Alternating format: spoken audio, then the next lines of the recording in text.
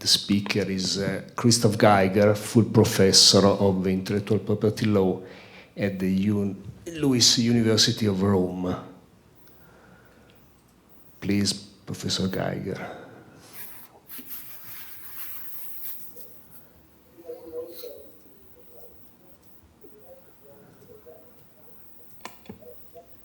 Okay.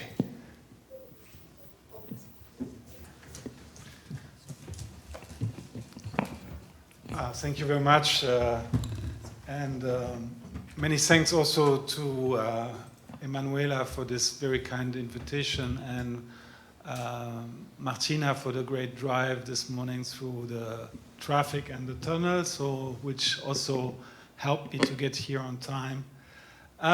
So I have the pleasure and honor to kick off the copyright session with regard to AI.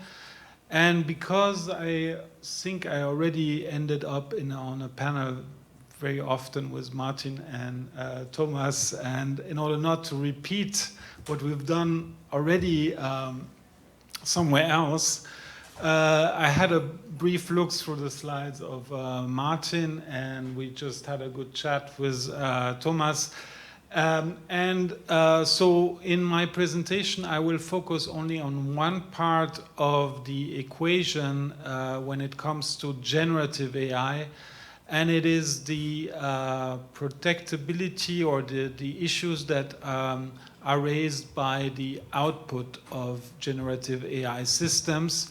And I've extensively worked on the other question that is maybe I say the most controversial, is how to deal with the training of generative AI systems with copyright protected work. That's the most sensitive question at the moment at EU level and I think globally.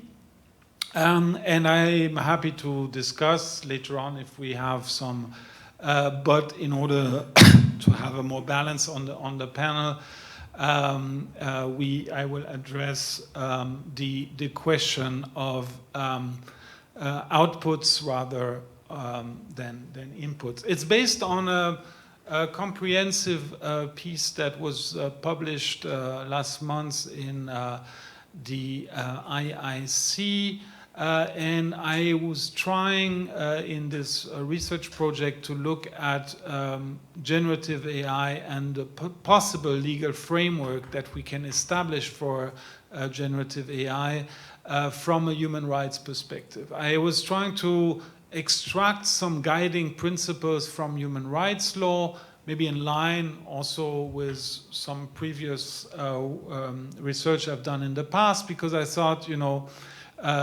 if we are in a European system in a context where we want to infuse some values into the innovation system, then human rights should play an important role when guiding the legislator and the policymakers in trying to make the right decisions. So I will just start actually not from the European Union, but I was actually starting to draft this paper in New York. I had the pleasure of doing a visiting professorship at NYU. And I went to the MoMA last fall, 1 year ago. And in the lobby of the MoMA was displayed a very impressive piece of an artist called Refik Anadol. It's a three-dimensional piece. So what you see here is actually coming out of the screen, and it's really impressive. What Anadol did, he actually used 200 years of archives of the MoMA to train the algorithm in order to produce this new piece. And it was acquired by the MoMA in 2023 and announced as being the first acquisition of an AI-generated work. So it attracts a lot of attention, actually it attracts the most of attention, if you want, at the MoMA at the moment. The second example is this time taken out of music. It features someone that you might know, the French DJ David Guetta. And David Guetta, during one of his sessions, actually had the idea of having an AI use the voice and the lyrics of Eminem to, support and to get a big forward from the crowd.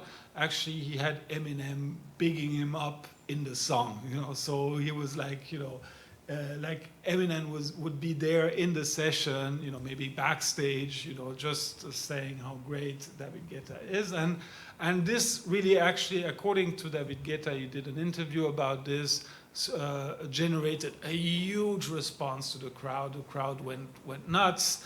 Afterwards, he declared in the media that he would not put this on record because it's a sensitive topic and it's controversial. And I haven't heard about an official reaction of Eminem on this, but basically he said that AI, generative AI, is giving new tools to making interesting things and to revolutionize music. The third example I would like to give you, and to show you also how much generative AI is now really at the core of the creation process. And this is also a book I found in one of the bookshops in the Greenwich Village. It's a book called I Am Code, and it's a book written in verse by an AI that was developed by three guys. I don't know if you call them authors or, they just, one is a writer and a producer, another one is a farmer, and the other one is a screenwriter. So, it reads well. I bought the book and it read well. We don't know, exactly how it came to fruition, but at least it's advertised and it's a big seller in the shops because, everyone is really interested to know what an AI can produce.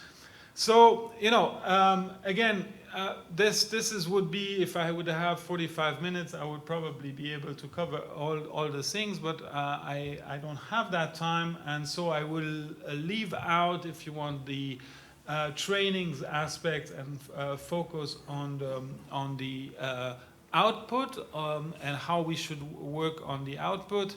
And you will see here that I'm quite suspicious about granting exclusive rights on AI-generated works, but I'm, let's say, a little bit more sympathetic to a moral rights claim in this environment, because I've been talking to a lot of artists that have their work used by AI, and especially researchers, and I will address the fact that I think we should give these authors the possibility, a limited possibility, to use their moral rights to oppose certain uses of generative AI. Not so much on the financial aspect, but more on the moral rights. And that, I will cover later on. I'm not going to talk too much about the technology. I think everyone knows how generative AI works. From a legal perspective, it's much more complicated. And I think all the ones that have tried to come up with meaningful research in the field of generative AI always stumbled at one point to know what is exactly the copyright relevant acts that are ongoing there. We know that there is crawling. What is crawling exactly? There are some temporary copies. There is maybe some storage, but we don't really actually know. And when you read the papers out there, even from computer science, they also say different things. So who am I as a lawyer to say generative AI functions like this?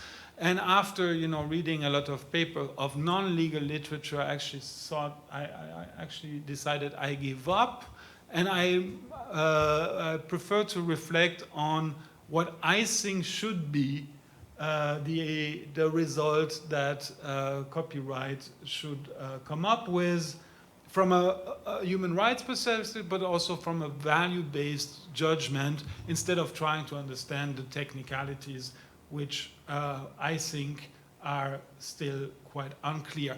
And believe me, I was spending times, also hours, with the people from Google developing OpenAI and different AI systems, and they were not clear. So if they're not clear, how can we deal with this?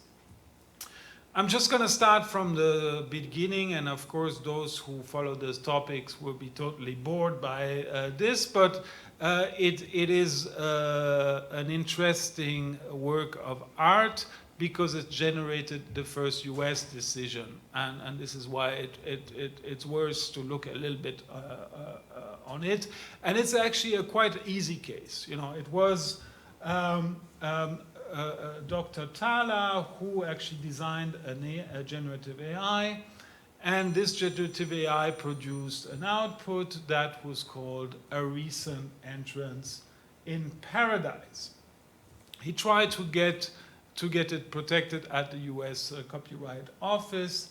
The US Copyright Office rejected his application, saying it lacked human authorship, which is necessary to obtain copyright protection. He appealed.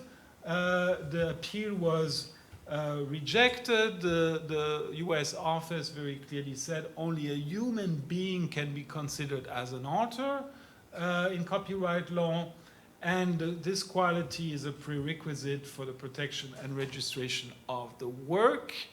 And Dr. Thaler is, very keen to make a point on this, and so he, by the way, those who are doing patent law know Thaler from other lawsuits worldwide.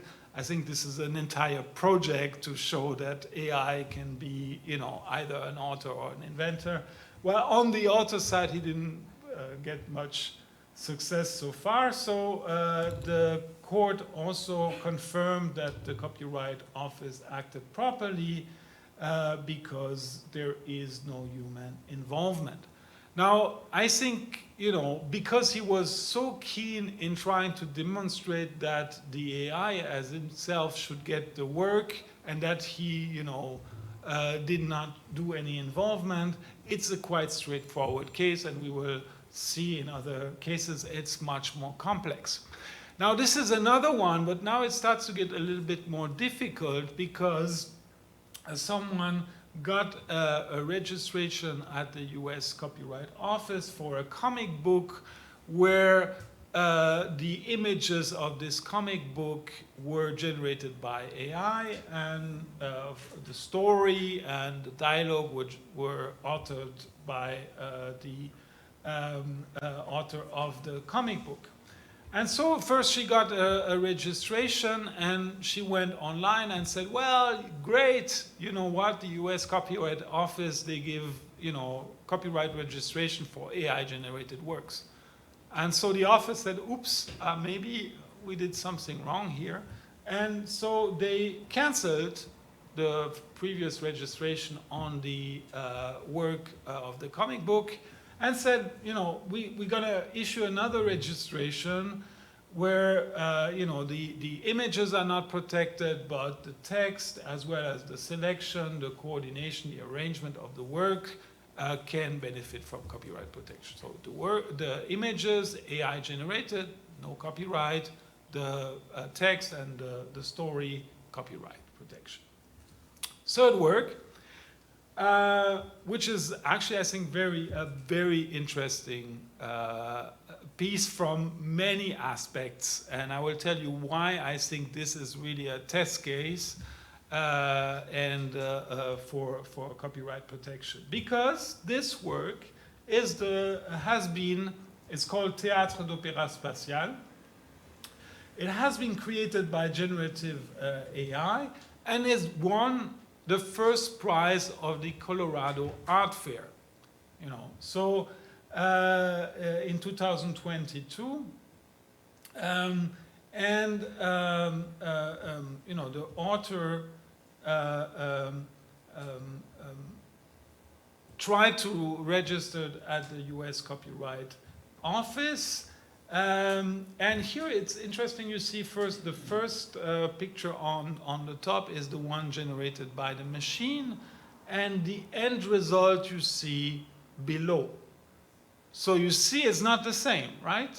There has been some added things, and you know, we can discuss how substantial the adding is, but it gives a lot of different flavor and it's quite precise. Look at this, you know, you might like it or not, but it adds substantially to what the machine has been doing.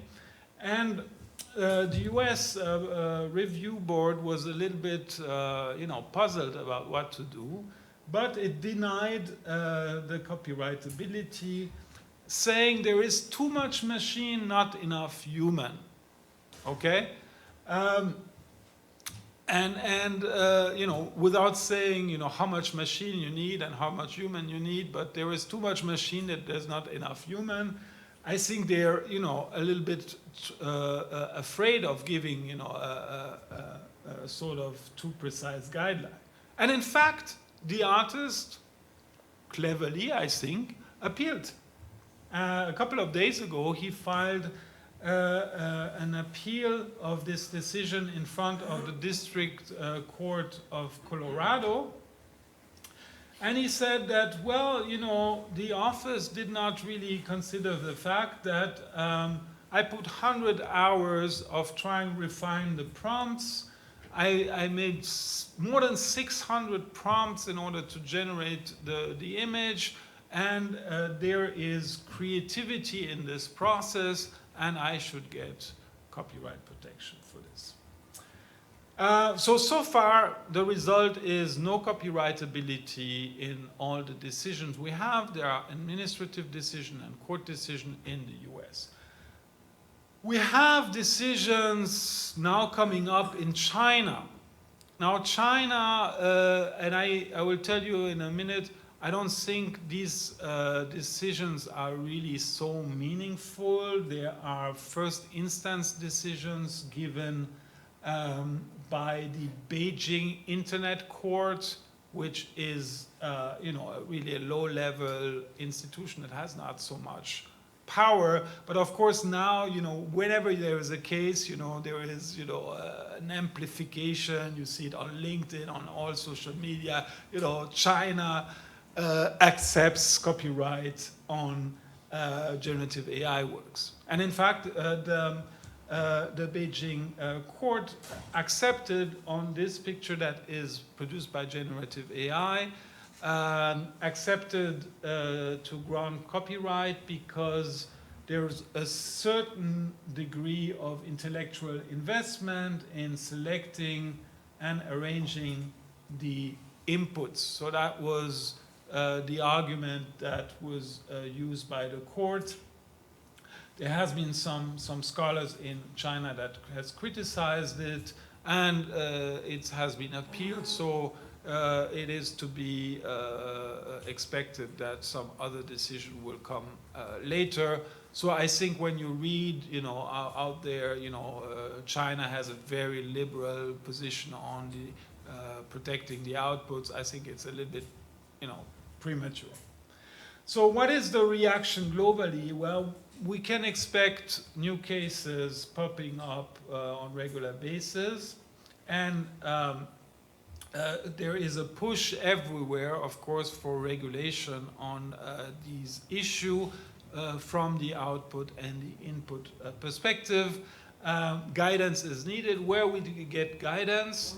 How can we decide on what should we protect and what we should not protect? How much free spaces we should keep? I propose to look into human rights for this guidance. And there is maybe a more philosophical question that is underlying this entire debate, is the fact, the question if the human creative process is something that is inherently unique, and different from any output generated by a machine. Because if it's the same, or it works the same, it produces the same, then it's not clear why you should treat it differently. But if it works totally differently and produce different results, then you have to treat it differently. So, you know, this, especially if you look at human rights, you have to have a human perspective on the topic. The framework is quite complex. I don't have the time to detail, but if you want, there is on one side the right to science and culture, the right to freedom of expression, the right to research, freedom of information, and the right to benefit of scientific progress. While at the same time, there is also the need to protect the protection, to guarantee the protection of moral and material interests of creators, and of course, also some property interest, but I will come back to that in a second. So it's really these sort of, you know, development of culture and science via generative AI has a human rights backup, while at the same time this development should not totally disregard the moral and material interest of creators. So what can we learn? I mean, these are really preliminary learnings, findings out of human rights principles, and I'm really doing a shortcut because I don't have so much time. I think we can fairly say that AI is essential for human beings to explore new avenues of artistic and scientific expression. We cannot, you know, cut short this progress.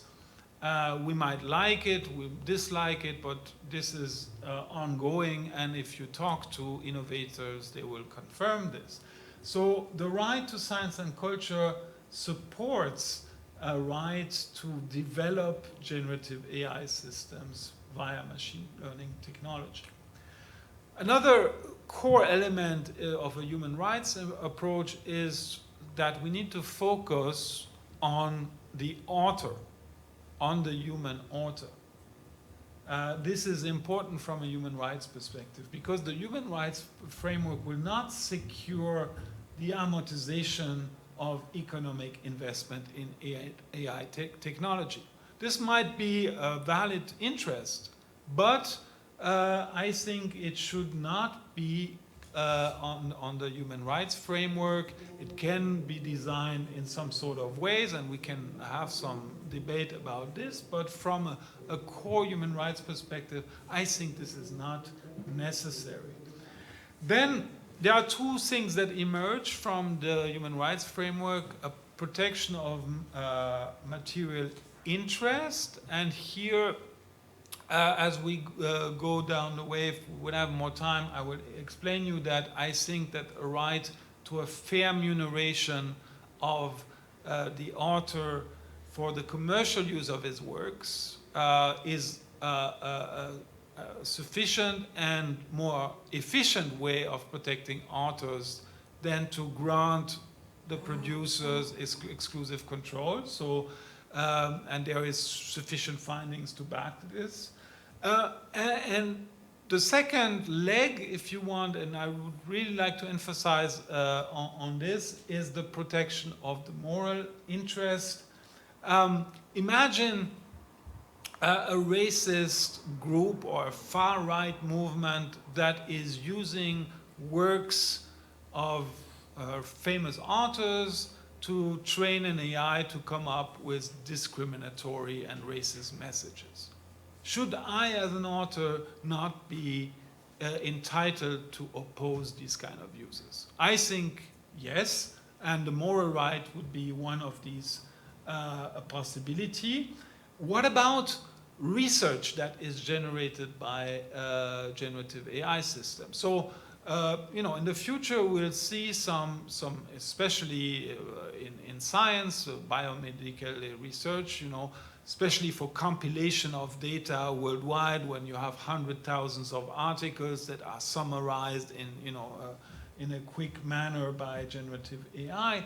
But what about if your article has been used to train the AI, your ideas or even your expression comes up in the final result, but without attribution?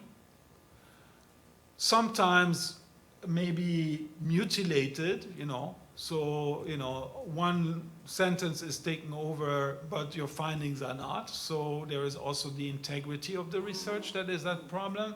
So I think the fundamental right analysis and the fundamental right to research also supports a right to research integrity and the right of authors to oppose non-attribution, wrong attribution, false quotation. Sometimes, generative AI come up with false, article, and quotes your latest production, but the thing is you never wrote it, and etc., etc. So this is really an important aspect, I think, to keep in mind. So let's go back on the protectability, and Mr. Chair, please stop me whenever you think I have said enough. 10 minutes. 10 minutes, that's more of enough. So, the rules in copyright law, I don't want to bother you. Of course, you're all familiar with the basic principles. But we have two scenarios when it comes to protect the output of generative AI. The system asks the work to be a work, and it needs to be original. In order to be a protected work, it needs to reflect human creativity and creative choices. So let's say it like this: if a work is exclusively produced by an AI, what is called generally AI generated, it's not protectable. But if it's AI assisted, when AI is used as a tool in the process, then it can potentially be protected. This would be AI generated versus AI assisted. AI assisted work can lead potentially to protection. Again, we don't have cases yet, but just looking at the basic principles, we might think of a potential protectability. And it's Bernd Hugenholz and his colleagues at EVIR that has produced a study here where they show that there is often in AI generated works, when they are coming out on the market or when they are published, there is an intervention of the human. There is a selection of parts, there's editing, there's refinement, and all these inputs can be so substantial at the end that there will be the reflection of creative choices and leading potentially to copyrightability. So with this in mind, of course, you will tell me, so it's very easy to circumvent the exclusion for protection, And I think we will see more and more people arguing that, and like our artist in the Colorado Art Fair, that he has done substantial efforts to, prompt, and, he has tried once, twice, etc. And all these things show a human intervention, that if he had just pressed the button, something totally different would have happened. Now the question here is that we should ask ourselves, and this is a little bit beyond human rights, is should this AI-generated works be protected? Now so far there is no empirical studies that evaluate the potential effects of opening up copyright protection for AI-generated creation. So I think whatever future courts or policymakers should choose to do, we will have to look into these factors, because you know, we need to establish that there is a benefit here for cultural development, for creativity, and for authors. Because, you know, this is what should be the driving force of the IP system. IP is a tool to make the society better and more culture and more innovation, but not just, you know, as an end in itself. What can be supposed is, you know, an AI is not, I mean, like if an AI produce a book in like a couple of seconds, you know, while an author has to sleep, eat, pay his rent, pay his bills, go on vacation a little bit, you know, rest, there is a sort of competitive disadvantage here in the process. And we can expect that if copyright is granted, well, then the market would be flooded with AI-generated works. If it will be, you know, taking over, this we don't know. But for sure, we can expect a lot of litigation and efforts of the industry, and particularly to protect all their outputs. And we're talking here about potential 100,000 and millions of works flooding the market. So my question here is, how much space is left for our little human creator? So what's next? Well, the AI Act has introduced, and I'm being very brief, and I'm looking always to the right to our chair. The AI Act has established some transparency obligations with regard to copyright law for AI, the providers of AI systems. Now, of course, when you know what works have been used in the training process, this is, if you want, the first step, I think, to you know, an authorization. Because if you know what works have been used, then you can trace the authors, you can trace the right holders, etc., etc. So I think that this might not be the end of the story, and we will face more and more claims to be in a fully licensed environment. And in fact, you know, I've been in Budapest for the conference of the opening of the Hungarian presidency, and I was chairing a panel where all right holders said, you know, of course, you have to clear the rights for training the AI. It's our right. You know, the question is here also, what should be the place in the future of creators in a world where works can be created quickly and at a rather low cost by AI system?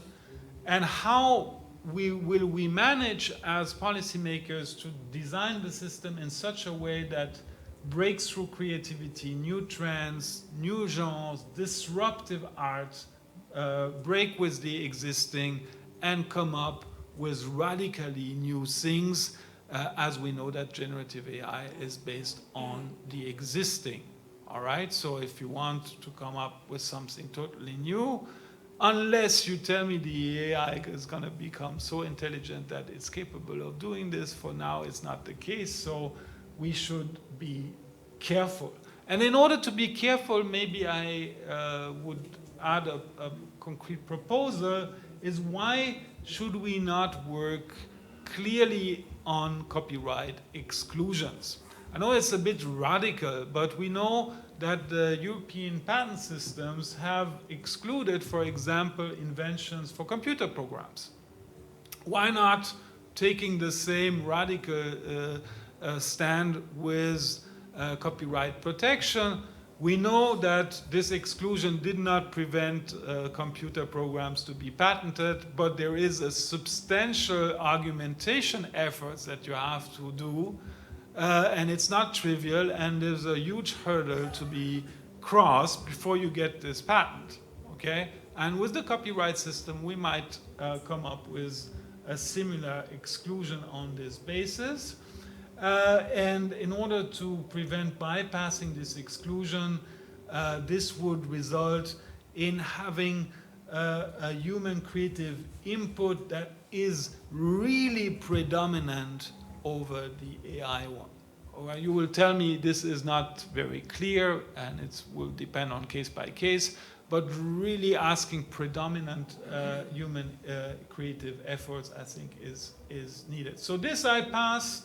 It's about the input discussion. I know that Martin and Thomas will discuss this. Just a word before I conclude about moral rights.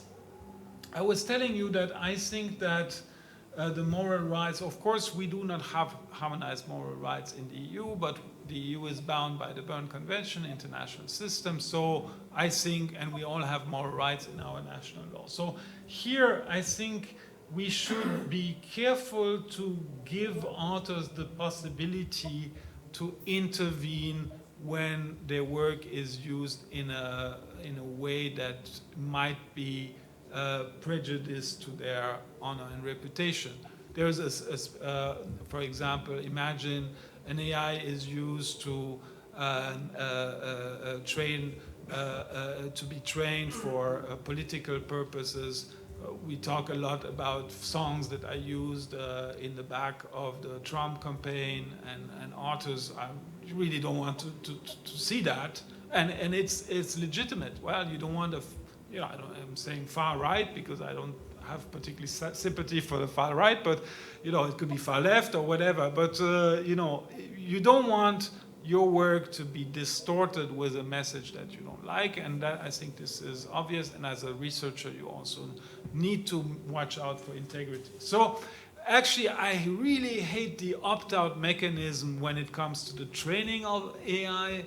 And we'll talk about the opt-out in the next presentations. But I really like the possibility to opt out when there is a moral right infringement that is established, in order for the author to have the possibility to ask for the removal of the training data set when he can demonstrate that his moral rights are violated. So what is my conclusion? Well, the human rights framework supports a right to train and use AI, but AI needs to serve as a technical tool to serve humans, or human authors, and to secure scientific and cultural advancement, and against with adequate remuneration to be paid solely to creators.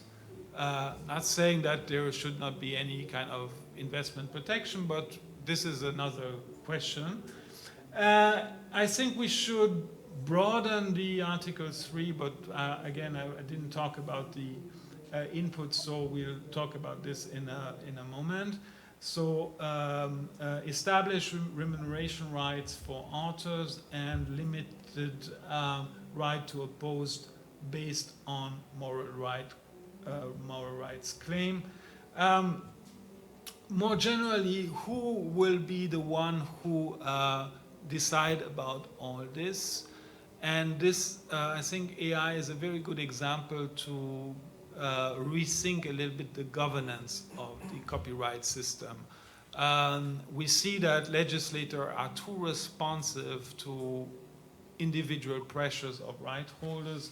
Courts do not have the means to ask for this empirical data. We need something else. We need a think tank. We need a forum. Maybe independent authorities. We heard about the competition authority, but maybe a forum that includes also other non-lawyers in the process, and not only economists, but also artists and philosophers. This space needs to be created because AI is moving our society, and it should be designed with our society. For this, I think the potential use of a theoretical framework can be provided by an upcoming theory called digital constitutionalism, and it's basically very much influenced by Italian scholars that are shaping this new theoretical space. So we are still at the beginning of that conversation, and I'm sure we'll spend many more years talk about this. So I thank you very much for your attention.